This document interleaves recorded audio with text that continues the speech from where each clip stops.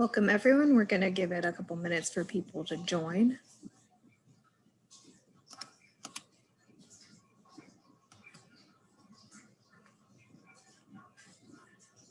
This is a good day to talk about gardening because it's gray and we're losing hope that spring will ever get here. But I am ever hopeful that after this 10-day cold season, it will finally be spring. Fingers crossed. Fingers crossed. Yes, I was so excited that I thought, wow, we've had a really mild spring. I'm super excited that the actual spring is around the corner. And then yesterday, my friend was talking about how cold it was going to get. And I went, no. So apparently I'm going to have to bring some of my plants inside for a couple of days. Yeah, I think it's even too cold in my greenhouse to leave the plants there. Oh dear, that's really sad. But that's okay. Today we will bring everybody some hope for spring coming in about, officially about 6 weeks, 5 weeks, I think. Let's see, where are we at? We're at right. Yeah, about 6 weeks. Oh yeah, that's right, because we had Groundhog Day last week. Well, thank you everyone for joining us today. My name's Rachel and I'm with Plano Public Library. And I'm going to introduce our speaker, Erin Hoffer, who is with SEED. So welcome everyone on behalf of Plano Public Library. We are glad that you are able to join us today for the primer on spring gardening. It is our pleasure to partner with the City's Sustainability and Environmental Education Division in providing this webinar, which will be led by educator Erin Hoffer, who has a wealth of information to share. And then a short little bio about Erin is, when asked what she does for a living, Erin Hoffer quips that she gets paid to play in the dirt with worms and encourage others to do the same as often as possible. She's delighted to combine her love of gardening and her love of education into a full-time vocation as an environmental educator and a part-time vocation as a master gardener and master composter volunteer. So welcome, Erin. We are so excited to hear what you have to say today. I am so excited to be here. I love when the library invites me. I'm not going to talk about worms today, but I am going to talk about ways that you can get your garden ready for the season. So while we're getting started, Rachel, did they have the ability to type in the chat box? Yes, I know they did. Okay, so I want you to take a minute and just think about what's your favorite gardening memory? If you're here, you're probably either in love with gardening or you have fond memories of gardening or you want to become a gardener. But there's almost always a memory or an idea or something that happened to you that sparked your love or your interest in gardening. And I'm always interested to know, what is that? What is it that, I'm seeing the numbers go up. That's so exciting. The less exciting part is I can't see them. Rachel, can you read me some of the responses? Yes, so Ingrid said the first time I got tomatoes about 4 years ago, and Jerry says gardening with my dad, and Linda is sharing about blooming flowers, and Sapana is, sorry, it's all going too quickly for me to see. I finally found the panel. Yes, I'm seeing it. I'm seeing, my love of gardening started with my grandmother years ago.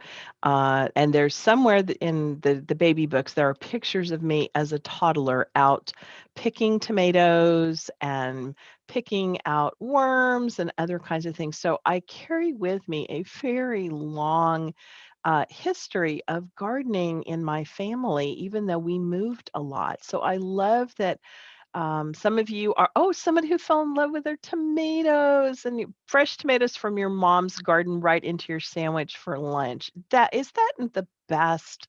I absolutely love, love, love fresh tomatoes. There's nothing like them. Oh, somebody else that has grandma in there. Oh, love it.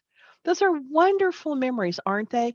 And so you have the opportunity to create those memories now for somebody else, and you can start this spring. So I think keep writing those in there because I'm going to have a look at them a little bit later. So today we're going to talk about our top tips for a successful spring so that you can get started the right way. And the thing that I love about what I do is that when we talk with people, we talk about simple ways that they can be successful in their gardens. And the first thing that we do, one of our highest priorities for our demonstration gardens, is feeding our soil ecosystem. And we do it consistently. We do it every spring, and the spring is a great time to add organic matter as a way to feed your soil, and you use compost. And so when we are putting in transplants in the spring, we always throw a couple of scoops of compost into the bottom of the hole so that as the roots grow and begin to spread into the soil, they will find nutrients. We also lay compost sometimes on top of the soil as a mulch and as another way to feed the plants. We use Texas Pure products for a couple of reasons. One, because the city is the director or a manager of the program Texas Pure Products. It's a regional composting program. And so we are part of that project. The other reason is that the materials that are being sent to the compost facility are parts of plants, tree branches and trimmings and leaves and grass, all that are here in Collin County in our five sister cities, Frisco, Richardson, Allen, McKinney, and Plano. And the nutrients that those plants pulled out of our Collin County soil has now been converted into compost that you can spread on that same Collin County soil and put the nutrients back that were taken out by the plants. So we like being part of the sustainable solution. And so that is why we use it. Do you have to use that? No, there's absolutely other places. Living Earth Technology is another great place that is local, that also uses local materials. You can make your own compost from the materials there. But most importantly, feed your soil. Get it ready for the growing season because those plants are just starting to wake up and they've had a long winter nap and they really would love to have a little bit of breakfast. Another thing is for you to feed the lawn. And most people don't think of turf as a plant, but really it's thousands and tens of thousands and hundreds of thousands of little tiny plants, and they're hungry too. Now, you can use a commercial slow release fertilizer, but compost is nature's way of feeding the soil and the plants that are around it. And so in this case, it is turf. And I will tell you over the years, just putting compost on these turf that's in the front yard of our home, there's a tremendous difference. Within a week or so, we began to see new growth and new greenery occurring in our plants. So we usually spread a half an inch to an inch of compost across the soil. Choose a finely screened compost, one that is less than half an inch, not because the plants care, but because you're going to be mowing this. And the ones that are more coarsely screened, you'll find little chunks of wood and bits and pieces that are going to fly up into your mower. And that's not really good on the mower. So finding one that has been finely screened is a really good way to do it.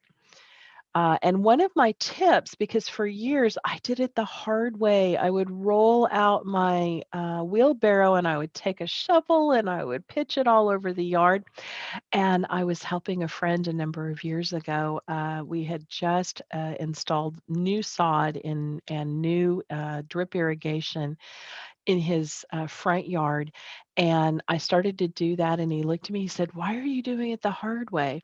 And he showed me that if I would just tip the wheelbarrow and pull it back towards me, and I would make long rows of compost about 3 foot apart, I could then take a garden rake and rake those rows towards each other, and it was much less work. And so here for like 15 years, I'd been doing it the hard way, and somebody who's not even a gardener showed me a new and better way to feed the lawn. Something else that we want you to feed is your shrubbery. That is the one thing that most people recognize. Oh, yeah, I need to feed this because it's a lot of them are going to flower. So, working an inch or two of compost into the soil around the base of the plant, doing it gently so that you don't harm any of the roots, is a great way to do it. But if you are like me, a seasoned individual who's approaching a time where I'm beginning to have a little difficulty kneeling down into the soil, and I don't want to spend a lot of time raking things in. Instead, I lay my compost on top, and I usually lay 1 to 2 inches of that compost on top of the soil. I might take a long-handled rake and scratch it in a little bit, but for the most part, I let the worms take care of it. I let nature, every time it rains, I let it release the nutrients into the soil, and it seems to work really well. It's what we're doing in our demonstration gardens. So feed those shrubbery. Not only for the leaves, but to help it increase the flowering that you get every year if it's a flowering type shrub. And while you're at it, don't forget our friends, the trees. Trees add $1,000 to $1,500 of value to your landscape. There, that shade. It takes so long for the trees to bring you that shade. So you want to continue to feed them.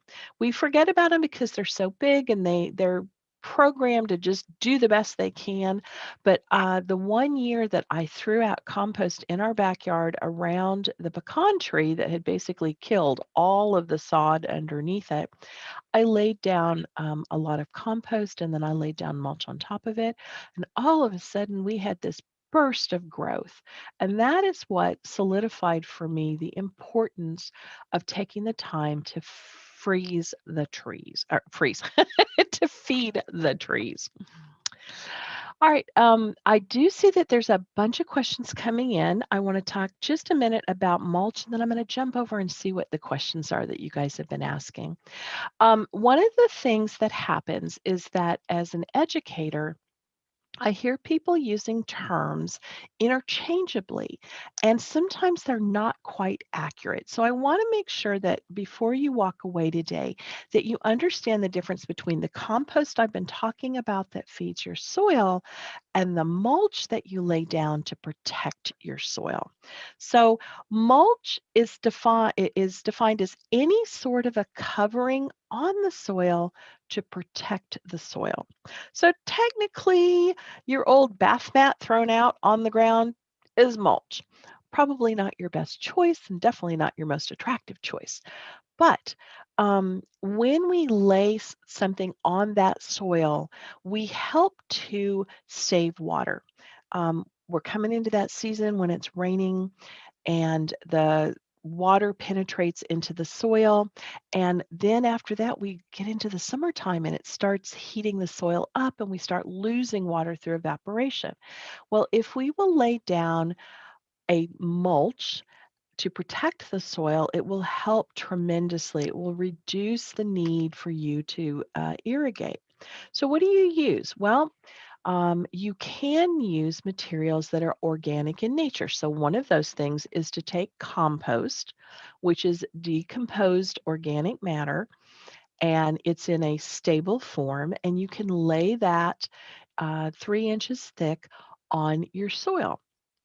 Another thing that's very popular that is also organic matter is shredded bark or shredded hardwood. And you lay it also down for 3 inches. Now, the first time we did that in a rental house years ago, and a year goes by, and I tell my husband we have to do it again. He's like, wait, wait, we already did that. And I said, honey, no, it's going to break down. It's going to feed the soil. It's been protecting the soil all year, but we need to top it up and make sure we keep that 3-inch layer. So he, of course, wanted to go for rock because then he was one and done and he never had to put anything else down. And I said, no, I really want to do it with something that is organic, even though I know I'm going to lose about an inch a year because the soil ecosystem is going to consume it. But that's the point. When I lay down that hardwood mulch, when I lay down that compost as a mulch, it feeds the soil microbes, it feeds the plants, and it's a much more sustainable choice. So I did win that argument, and I was very happy that when we left that home that we were renting, we actually left it in better condition than we received it because we had been feeding the soil for several years. The other reason that as a gardener, aside from protecting the soil, that I really, really like using mulch is I hate weeds. So when you lay down 3 inches of mulch on top of the soil, any of the weed seeds that are already resident in the soil, or they may have blown in, that begin to germinate because there's the soil's going to start warming up here soon. There's going to be rains, and so those are going to trigger those weed seeds to begin to germinate and begin to grow. That little seed has a very small fuel tank that it has been waiting for just the right conditions to start burning up those carbohydrates to create a root and a stem and eventually leaves. And that plant is going to push its way up using those calories until it can find the sun. And when it finds the sun, then it can use photosynthesis to create its own food. Well, the thicker the layer of mulch, the more calories you force that weed to use up, and you keep it from the light that would allow it to take hold and grow. So, is it possible that it will stick its heads up? Yes, it absolutely will stick its little head up in through the mulch, but you'll be able to see it and you'll be able to pull it out. And most of the time, they're usually fairly weak. Probably the exception is nutsedge, which is the bane of my existence in the garden. But most of the other weeds that blow in, if that 3 inches of mulch will absolutely help to keep the water in and the weeds down. All right, so let me jump over and look at some of your questions here. Let's see.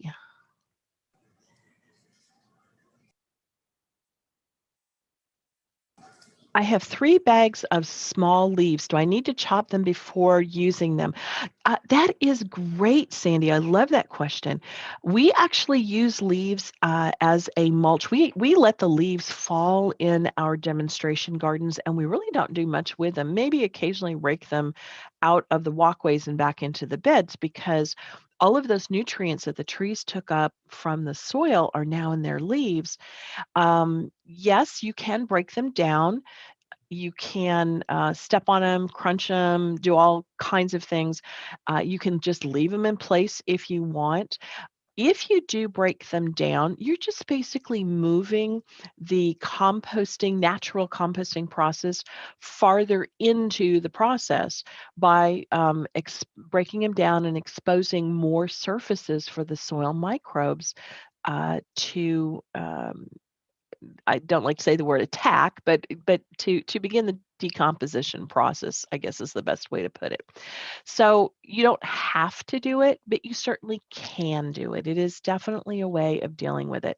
The one thing that does occasionally happen when we have really big leaves, uh, if you think about it, we get probably not so much this year because we didn't get a lot of snow and a lot of rain, but they kind of lay on top of each other. And then sometimes they create kind of an impenetrable surface that makes it difficult for the water. So chopping them up certainly helps with that penetration, but also just raking the leaves sometimes will take care of it. So I hope that is helpful to you. Do we spread compost on the lawn after the last freeze date? Okay, here's the wonderful thing about compost. Optimum times for spreading compost are in the spring and in the fall. And I used to tell people, like, when you change your battery and set back your clocks for the time change, that's when you should put out your compost. But they kept changing which those dates were. So years ago, I started telling folks, when you pay your taxes in April, invest in your landscape and feed it some compost. And then when you hand out treats at Halloween, treat your landscape to another helping of compost. And the reason being is that April is a good time because plants are just beginning to wake up, they're hungry, they're beginning to grow, and they can access the nutrients. The reason we like to do it in the fall is they're getting ready the perennials are getting ready to go into dormancy. And so it's an opportunity for them to have what I call a bedtime snack before they go into their winter period. However, here's the cool thing about compost. If your best friend who has a pickup truck will only come over for New Year's Day football or 4th of July barbecue, then take advantage of that truck, go get your compost in bulk and put it out. Compost can be put out at any time. You don't have to have it in the spring and the fall. That's the optimal time. But if you can only put it out then, when the plants are ready, nature will take advantage of it. The plants will get the nutrients that they need whenever you have put them out. So even if they're still dormant right now, and now you've suddenly got your kids home from college, you're like, all right, here's your shovel, let's spread it. That's fine. The plants may not even pay any attention to it for another 4 weeks, but it's not going to hurt the compost and it's not going to hurt the soil ecosystem if you put it out now. I have never used compost. Does it smell? Does it attract rats? Will my dog want to dig in it? Okay, so compost, when you purchase it, should be aged or matured, and it will smell like the forest floor. It should smell fresh. It should be clean. It should have an earthy smell. It will not attract any kind of vermin, because whatever used to be food, if that was part of the process of what they were mixing together to decompose, that's gone. Um, so it's a wonderful, wonderful, easy to purchase and easy to spread, easy to use.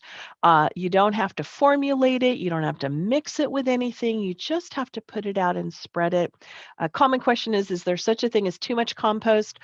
Yes, I have one friend who for 12 years spread compost twice a year, did a soil test, and it had thrown off, there was too much phosphorus in her soil. So they told her, stop putting out compost for a year. She did another soil test. Everything was fine. That is the only person in 20 years that I've heard that used too much compost. So it's something that you don't have to be an experienced gardener to know how to open a bag of compost and spread it out. It's super, super easy. Now, so it won't attract rats, but I will say, will your dog want to dig in it? My experience has been that my mother has been a composter for almost 50 years. And the one thing that she has learned, one, put a fence around the compost pile itself so the dogs can't get into it. And second, when you are out in the garden with a big bucket of fresh compost that's mature and ready to go out, make sure you have a lid and don't leave it, because she did one time and she found the dog like a horse with his nose down in the compost eating it. So we call it the 4 paws up good seal of gardening. Compost is just great. Will it hurt your dog? No, and not every dog is attracted to it. And usually it's when it's freshly put out because it's really fragrant.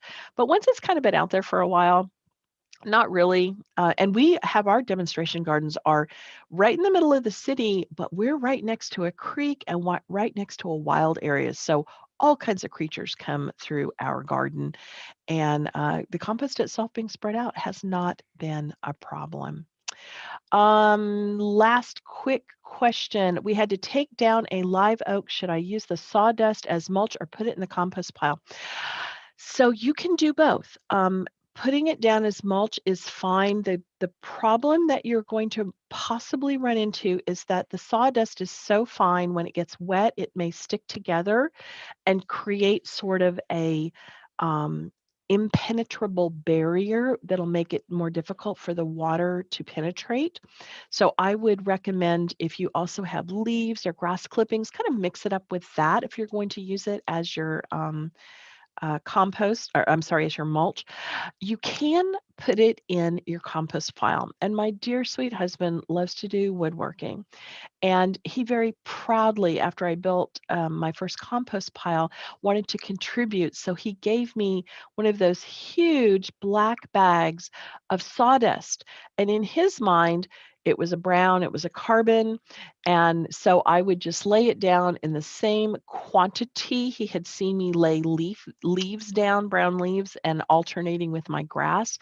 And I had to one, stop and realize that I had failed to educate in my own home that sawdust is considerably more carbonaceous, has a lot more carbon in it.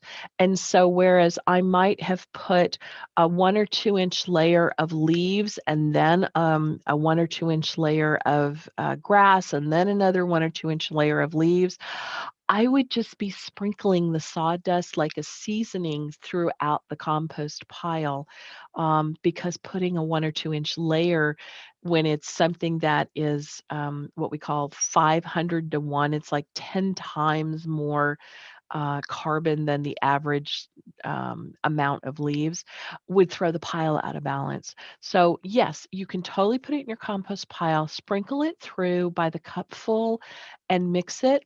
And then also mix it with something more bulky if you're going to use it as part of your mulch. Okay, so I'm going to, I will hop back and answer some more questions, but let me give you a couple more tips.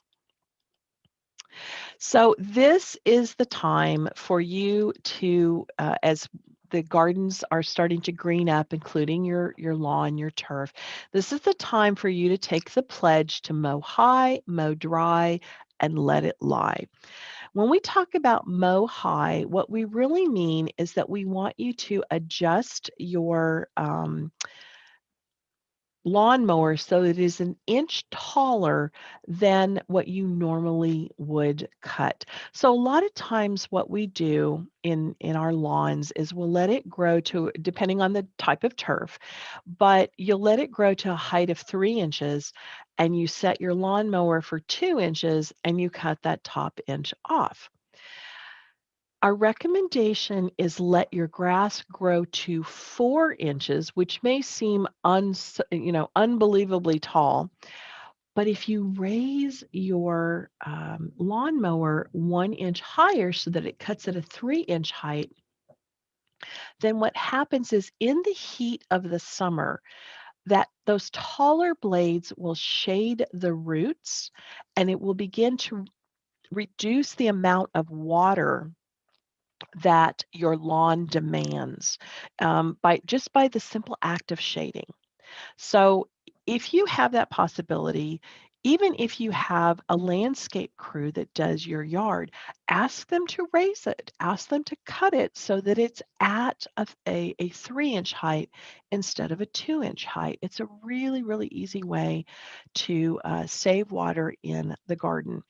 Now, when we talk about mow it dry, one thing that I do see, and it tends to be more often when we've hired a landscape crew who's trying to get through as many customers as possible, is they will mow when the lawn is not dry. Now, when I say dry, I mean it hasn't rained and the dew has dried up, because that's the one that I see most often. Is I'll be out on a rather humid morning and I will see crews cutting grass and I think, oh my goodness, I wish they wouldn't do that. When you mow dry and you have a sharp blade, the blades that are in your mower have been properly sharpened, it cuts cleanly and the blade is able to close itself up. When you cut, however, when it's wet, it tends to stretch the blade until it snaps and you end up with a jagged edge. It's more difficult. It takes longer for it to close. And then those little green, the little shredded parts turn yellow from green into yellow. And then you have this yellow cast across your lawn. And all it takes is a sharp blade and mowing when it's dry. And I had a friend who called and asked me, "Oh, I need to add iron to my lawn. Can you come over and look at it?" I said, "Well, why do you think you need to add iron?" She said, "Well, because it's yellow." I drove over, and all it took was pulling a blade out of the ground and looking at it. And I looked at it and I said, "You don't need iron. You just need to tell your crew to quit mowing early in the morning when it's still wet, and you need to tell them to sharpen the blade." So, mow high, adjust your mower to a higher height. Mow dry, only mow when it is completely dry. And then the last one is a great time saver, and that is for you to let it lie. Let it lie on the lawn. 40% of our time when we're mowing, I read this statistic years ago and I actually tested it. 40% of your time when you're mowing is doing the bagging. And they were absolutely right. But if we decide to cut that lawn and allow it to lie on top of the turf, it's a form of composting called grass cycling. And each of those blades contains water and valuable nutrients. So instead of gathering them up and taking them away, don't throw them away. Let them lie on the surface of the grass and let them break back down. Now, the exception would be if you're going to build a compost pile. In that case, feel free to bag it up so that you can get it conveniently over to the compost pile. But mow high, mow dry, and let it lie on the lawn, and it will improve the health of your turf. This is also the season, and I recommend calling now because if you wait until March or April, you're going to be on a list of people waiting. This is the time to tune up or spruce up your sprinkler system. Now, we do recommend that you check it yourself monthly for heads that are misaligned and not putting the water out where it's supposed to be, and for any cracks or leaks that might be occurring. But there are things that you may not be able to see because they're underground. And so hiring a professional to check your system every year for leaks, for unseen cracks in the pipes, for anything else that might be going wrong is absolutely worth the investment. One of the years that I did it, they ran the pressure check on the system, and an area that I had outside of my fence in a public right of way, I had drip irrigation, and a drip irrigation tube is not very wide. But for my luck, somebody without my permission took a yard sale sign, stuffed it down into that area, and they hit not one, but both legs hit the pipe and the tube.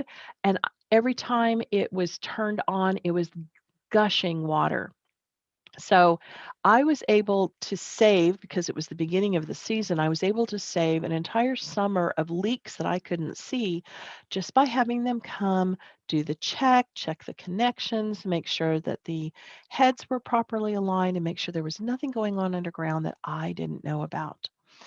The other thing is that you can also talk to them about swapping out heads. Now, you can swap out your own heads. We have some wonderful webinars on how to spruce up your sprinklers yourself. And we've got a series that will come up again in, I think it's in May.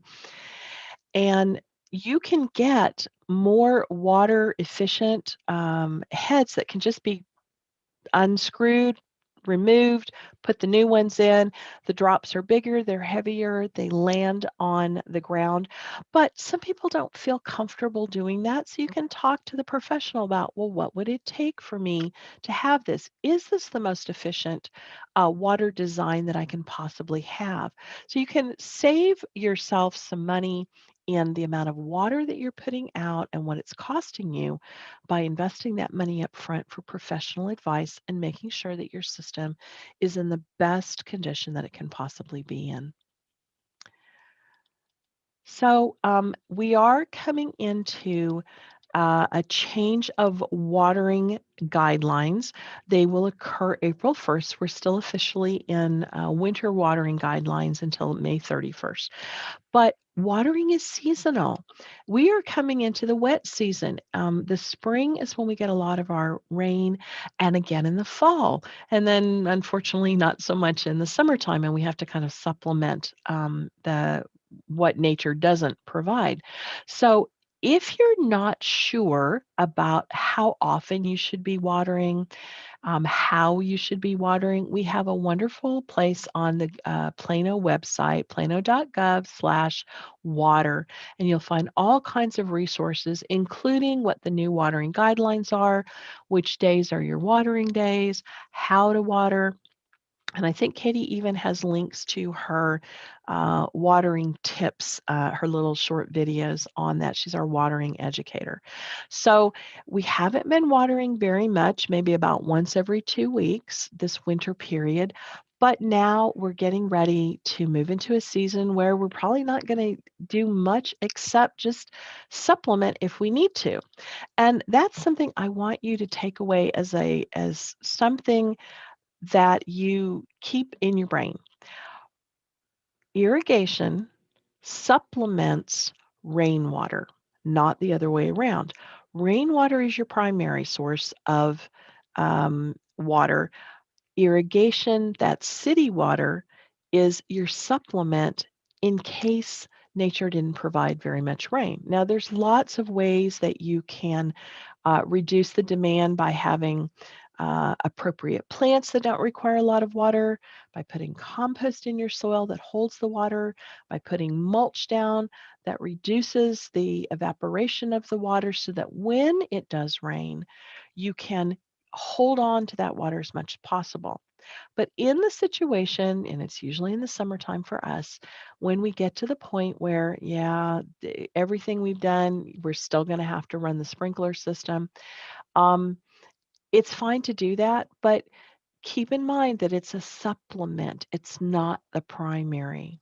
Rainwater is your primary. So, one way that you can help yourself is to sign up for watermyyard.org. It is a Texas A&M AgriLife initiative. It's been out now for about 5 years. You sign up online. You put in information about your zip code and your situation at home. You can also download the app. It's available in the Google Store and in the Apple Store. And what you will receive based on the rain that we get, you'll get a weekly notification telling you how long you need to run your system if you're running a system, or even if you are using a hose and a sprinkler and putting it out by hand. So signing up for watermyyard.org will make sure that you're only putting out the water that needs to go out and not more water than is necessary. And probably overwatering is probably the number one mistake I see folks doing. Instead of knowing what your plant needs and giving your plant what it needs, they just sort of randomly, okay, I'm just going to run it. Watermyyard.org can help you be more strategic about your irrigation or your supplemental irrigation. Katie has some great information on watering and how to water properly. We say that you need to do it slowly, deeply, and infrequently. And you can see from the root systems that developed here that slowly and deeply and infrequently is going to give you the most robust root system possible, because roots only develop in a moist zone. So If you only are watering once a week, the top inch or two will start to dry out and the plant will go, well, that's not working for me. I need to move someplace where I can put some new roots down. And it will begin to send roots deeper into the soil where the water still resides, where it's being held, and it will begin to send out new roots to develop a strong system. If you do it deeply but frequently, it has less need for developing that strong root system. And if you do it very shallow, like when we moved into our home, I already knew that we had problems when we bought the home uh, because they had been watering according to their sprinkler system every other day for about 15 minutes. And that meant that the roots didn't really need to go anywhere because it only had to wait like 48 hours and there'd be more water coming out. And so all of the roots were very shallow in the top 2 inches. And as soon as I turned off that system and didn't water every other day, things started dying very quickly. But I put it on a too bad, so sad, you're only getting it once a week.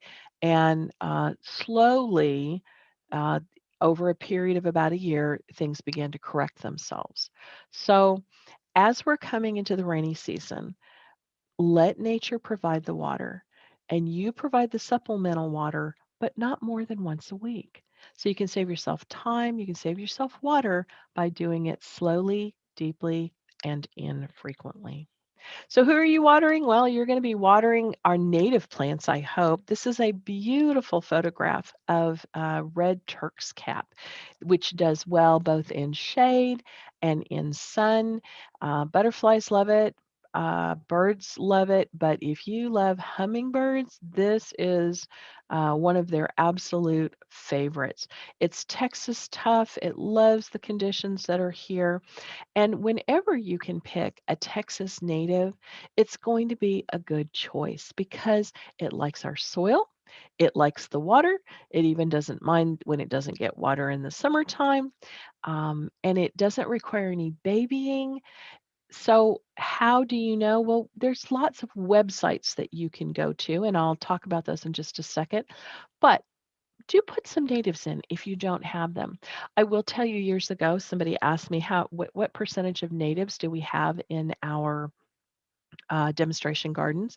And I said, oh, probably about 50, 60%. Well, what I discovered was we probably had 90%.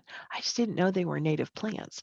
So I had to do some education for myself to begin to recognize the native plants. So you might already have native plants, but if you don't, and you've had plants that maybe didn't survive the winter or didn't do well last summer, and you're thinking about taking them out, go native before you choose anything else.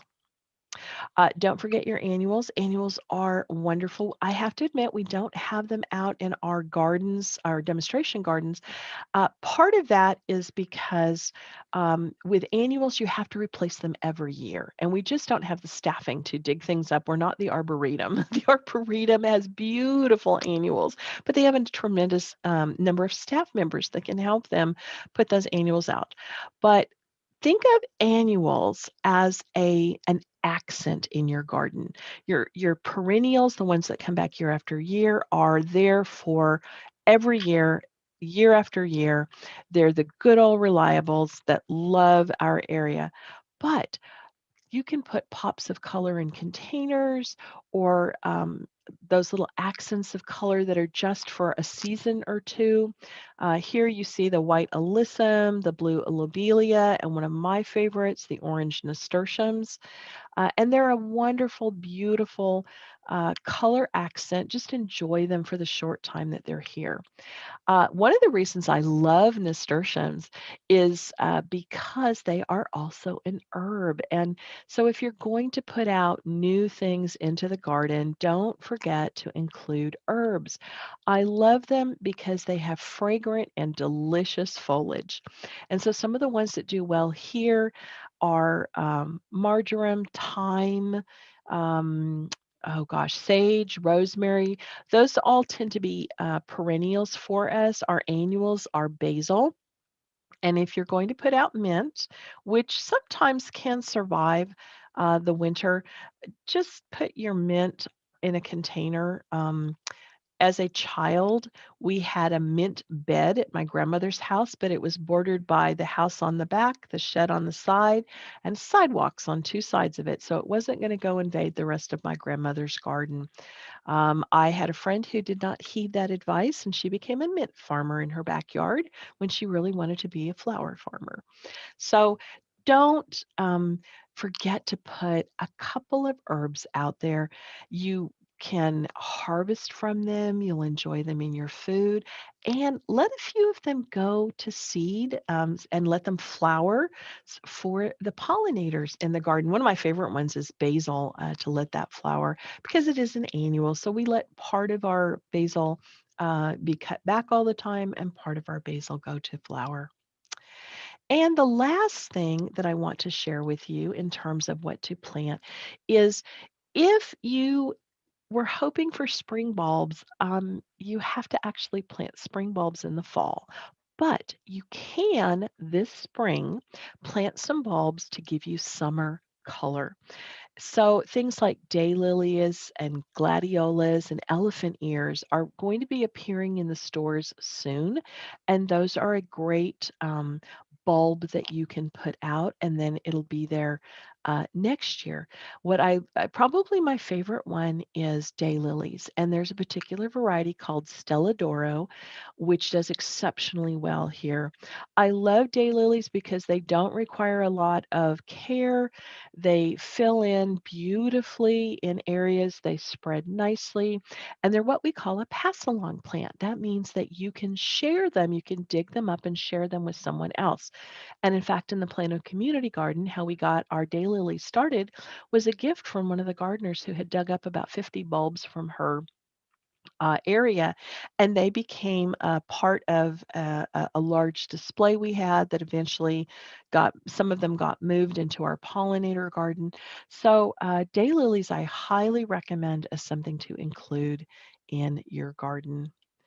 So a couple of places that you can go looking for resources. Texas Smartscape is probably my number one recommendation. It is a website that is a cooperative project of the North Central Texas Council of Governments, which Plano is a member of. We updated it about 4 years ago, I think, maybe five. We added some plants in. We took some plants out that had been doing well across the region for us, and then not so much. So if you don't find your favorite plant in here, please don't despair. This was the consensus of the experts across the region of what everywhere from Fort Worth to Dallas, up into McKinney, down into Segoville, where was it doing well? So if it didn't get in here, it might get in the next round. But it's a great place. It's got a wonderful database, beautiful photographs, and even some design tools for landscaping as well as photos for inspiration. Don't forget about wildflowers. Lady Bird Johnson Wildflower is a cooperative project of the University of Texas at Austin and the botanical gardens of what started as the Botanic Garden of Texas. It used to just have Texas plants. Now it has wildflowers across the country. And it is a wonderful place to visit. Spring is the best time to go. So if you have the opportunity, do check out their website. They are social distancing. You do have to have reservations, but it's totally worth the trip. But if you can't go, do take time to look through there and see what kinds of wildflowers would do beautifully in your garden. They'll require very little care. And the last resource I want to point you to is Easy Gardens for North Central Texas. This is a book written by Steve Huddleston, who is the head horticulturalist at Fort Worth Botanic Gardens, in conjunction with Pamela Crawford, who is a local landscape designer who specializes in water conserving landscapes. Not only does it include the Dallas, Denton, Fort Worth, and Collin counties, but the other 19 surrounding counties. So this was written by local people about local plants for the region. And so when you see something in here, you can use it with confidence. It's not a landscape design book. It's a great reference. There's 5 copies in the Plano Public Library. It's the book I go to most frequently because on 2 pages, it will tell you everything you need to know about growing and caring for that plant. So put one on hold for yourself today, and the librarians would love for you to check it out. Let me look really quickly. I know we are within a couple of minutes. Let's see. Nut sedge, when to use image on the lawn? Oh, that is a great question, Laura. I don't know, but if you will email me and I'll show you my email here in a moment, I am happy to look that up for you. Generally with nut sedge, when it gets so bad that it's not responding to our organic methods, I call parks and have them come and deal with it because it's kind of a stinker. It really is. I'm trying a raised bed garden with legs for tomatoes and some herbs for this year. Any hints on how to prepare the soil so I fill it with a frame? First of all, get good soil. Texas Pure has a wonderful blend called, I think it's called Planting Mix now. It's changed its names a couple of times, but it's Planting Mix. It's 50% compost, 50% Collin County soil. It's what we use in our beds. If you are going to put in tomatoes, you're definitely going to have to add a high nitrogen source in the hole that you're planting in. And herbs don't really require a lot. Compost is usually enough, but that's basically what we use. Don't forget, however, to drop by the Living Earth Technology website because they also have something called, I think it's called Vegetable Planting Mix is their proprietary blend. But as long as it's got a good dose of compost and preferably local soil, you should be just fine. If compost is spread on a bed and mulch is put on top of it, how do you reapply the compost later? Okay, so I love that you asked that question, Donna, because it's one that came up years and years over and over again. So I asked both master composters and master gardeners, and we were split down the middle. Half of the people pulled back the mulch and then put their compost down and then spread the mulch back on top of it the next year. Half of them just threw the compost on top. I have always been a just throw the compost on top, and here's why. There are no little garden gnomes running around pulling back the mulch and throwing down compost. Whatever occurs on top, the stuff on the bottom breaks down. And so Texas A&M actually developed a proprietary system in which you lay down the first time 1 inch of compost and you lay down 3 inches of hardwood mulch on top of it. And after that, the only thing you do is you add 1 inch of hardwood mulch on the top. Why? Because at the end of a year, the compost is gone. It's been used up by the soil, but that first inch of hardwood mulch turns into compost to continue feeding the soil. And as soon as it drops, remember, we want to keep 3 inches. So Dr. Steve George was involved in that. And if you Google it, you should find, I think it's called self-composting mulch or self-mulching compost. No, I think it's self-composting mulch, I think is the study. You can email me and I can look it up for you if you want. But I have always just put it on top. It was way too much trouble. We didn't always have enough volunteers to be able to pull everything back. And for us, because the hardwood mulch is bulkier and the compost is finer, eventually it works itself down in there. And it just seems to be gardening more in the style of how nature works. Compost, yes, on top of the lawn, absolutely. Put it out 1/4 to 1/2 of an inch.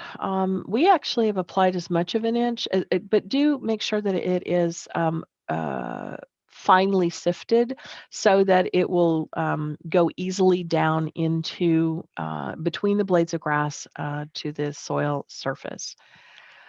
Last year, I made a small raised bed and added Kellogg's organic soil, but the soil became too dry and compact. What could be the reason and how can I amend it? I am not familiar with Kellogg's organic soil, but I would be happy to talk with you offline about what might be causing it. My guess would be probably somewhere in there, there's an ingredient that just didn't respond well to our area. It might not have been, I don't know whether you had mulch on top of it to kind of protect the soil. That's another thing mulch does is protect or reduces the amount of compaction. When using grass clippings and compost, how do you keep weed seeds from sprouting after it's aged? That is an excellent question. We don't put anything that has seeds in it in our compost pile unless we are managing what's called a hot pile. That's one that gets over 132 degrees for at least for a minimum of 7 to 10 days or more. That's what it takes to kill the weed seeds. So if you're not managing your compost pile actively with a thermometer, don't put the grass clippings in if they've got weed seeds in them at all. Should the first mow of the spring have the clippings bagged instead of live to possibly stunt the weeds? To bag weed seed. To bag the weed seed heads instead of spreading the weed seeds. Yes, that would probably be a really good idea. If you're seeing weed seeds or heads that have seeds, yeah, that would probably be my first thought is Frisco, Richardson, Allen, McKinney, and Plano, we do yard trimming pickup. So just bag it, put it out, and Texas Pure will pick it up and they get their temperatures to 150, 160 degrees for 15 days. So it kills all the weed seeds and let them make it into compost and don't you mess with it. Last question. I have new flower beds dug up later in the year and the company doing it laid out dark landscape fabric in the beds. I kept the fabric in and did my planting by cutting in holes. Then I added mulch above the fabric. Is it a good idea to just leave the fabric in forever? Am I hurting the soil? That's a really good question. I have to admit, I'm not a big fan of fabrics, and here's why. Over the years, most of the time, the fabrics that we install ourselves, we do poor job of it. As soon as we cut into it, that opens a place for weed seeds to get in. They are usually porous. The water does go through. The commercial ones actually work quite well and they don't break down. The gray kind of soft fabric that we install breaks down in about 5 years. And then you end up with these strips of stuff that's in there and then you have to dig it out. That's why I'm not a big fan of it. But commercial ones, if they put in a commercial fabric, it will actually work really well for you. That's what they use commercially, but most folks don't hire people to install commercial grade fabric in their homes because it's a very expensive endeavor. But if that's what you have, that is great. And if you have it there, yeah, absolutely. However, just keep in mind that as the plants grow, their trunks are going to get bigger, their roots are going to push, and you may see a little bit of tearing in the fabric as well. But I'm hopeful that it should actually work for you. Rachel, I just have 2 things that I wanted to promote. We do have 2 more talks that are coming up. One is on shade gardening, and that is in 2 weeks on February 23rd. And we'll be talking about some strategies for not only the plants that you can use, but how you can deal with having a successful shade garden because we're a mature city, we have mature trees, and we sometimes struggle with how do we have a beautiful looking yard when we don't have a lot of sunshine. The other thing that is coming up is on March 17th, and it's called Don't Wing It. So if you love songbirds and you would like to create a lovely oasis that will bring them into your garden for all season long, then we'll talk about how you can make your yard bird friendly. It's a super easy way. We've got some videos we'll be sharing with you that you can go look at. We did a whole series last year in April and May on making your yard bird friendly and what do birds need in order for your place to be the place of choice in the neighborhood that they want to stop by. The last resource for you is my contact information. We are the Sustainability and Environmental Education Division. And this is a fall photo of one of our demonstration gardens at the Environmental Education Center. It's located at 4116 West Plano Parkway, so we hope you'll stop by. We're open every day from sunrise to sunset. We do ask you to respect the social distancing guidelines. The building itself is not open, but the grounds on all around it are. And right now, I have to admit, we're not looking very good. Everything's kind of dormant and about to get cut back. But we do hope that you will come and visit us. If you would like to get some information, you want to know more about the gardening classes that we have coming up, not just with libraries, but with our division, just send me a note at seed@plano.gov, and I would be very happy to chat with you about your gardening goals and what you would like to get done. And I think, Rachel, you have some things that you wanted to share also with them about some gardening resources. I think did you put the links in the chat? Yes, I did. So there's, thanks everyone for attending. There's a link to our gardening resource on our blog that also includes a link to a PDF of a bunch of different gardening resources within Plano Public Library resources. And I also put the links to the February 23rd and the March 17th classes if you would like to go ahead and sign up. But we appreciate you, Erin, for presenting all So this welcome. information. And thank you everyone for attending. Excellent. Looks like we have one more question also, Erin. Oh, yes. When's the best time to cut back older growth of mums? That depends, Nikki, on what kind of mum it is. If it's a perennial or an annual, and you might or might not know that. Send me an email. I will go look it up. I think I actually have a tip sheet on that. So just send me a note at seed@plano.gov, repost your question, and I am happy to look it up for you, because we handle our perennials a little different than we handle our annuals.